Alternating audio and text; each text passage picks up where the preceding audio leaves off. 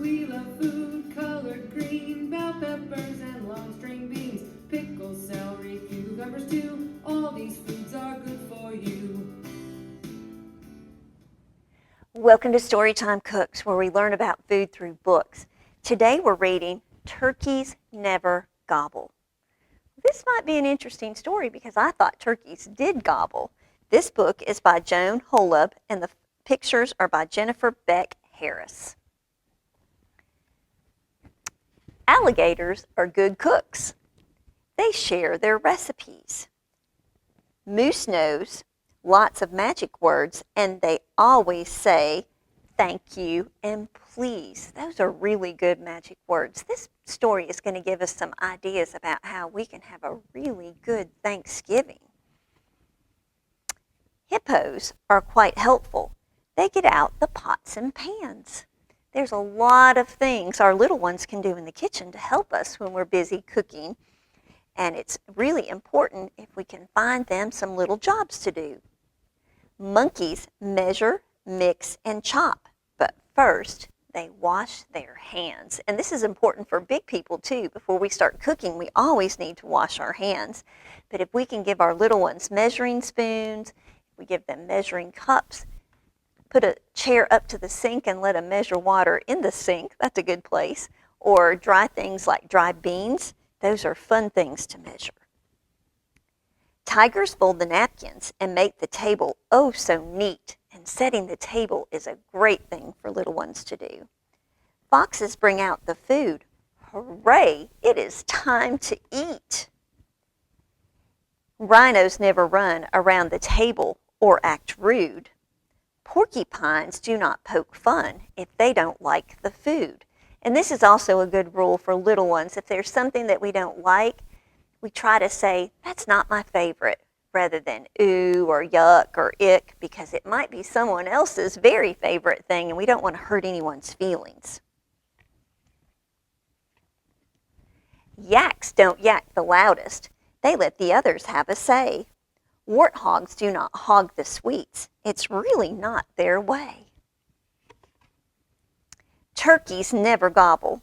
They don't chomp, smack, or slurp. If we can work on chewing with our mouths closed, that is a good thing. Grizzly bears take small bites. You'll never hear one burp.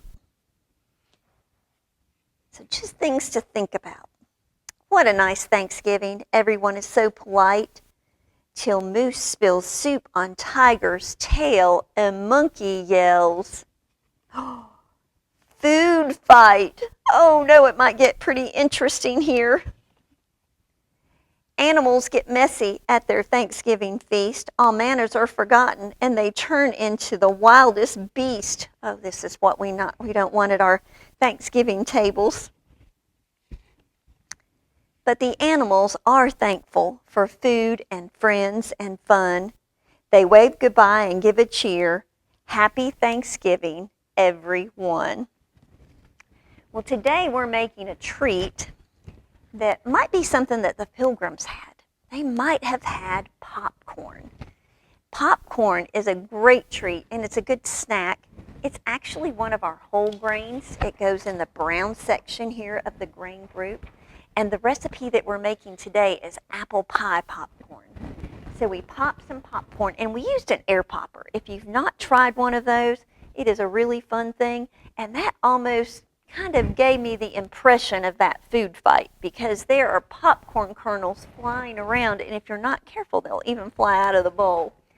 We melted a little bit of butter. We added some cinnamon and some nutmeg and some brown sugar to the melted butter, and then we poured that over our popcorn. We could even add some dried apples or freeze-dried apples to give it that apple taste, but that cinnamon and sugar and nutmeg definitely make it be an interesting, more dessert-like treat.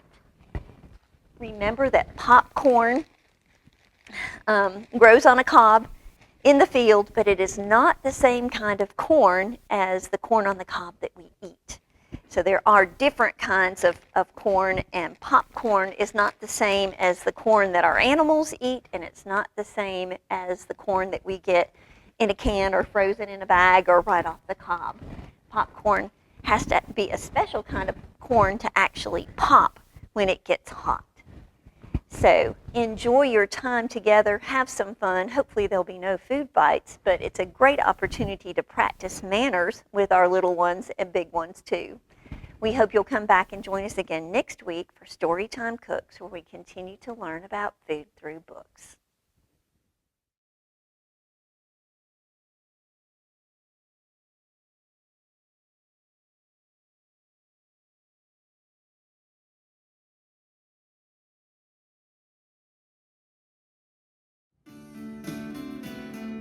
We love food colored green, bell peppers and long string beans, pickles, celery, cucumbers too. All these foods are good for you.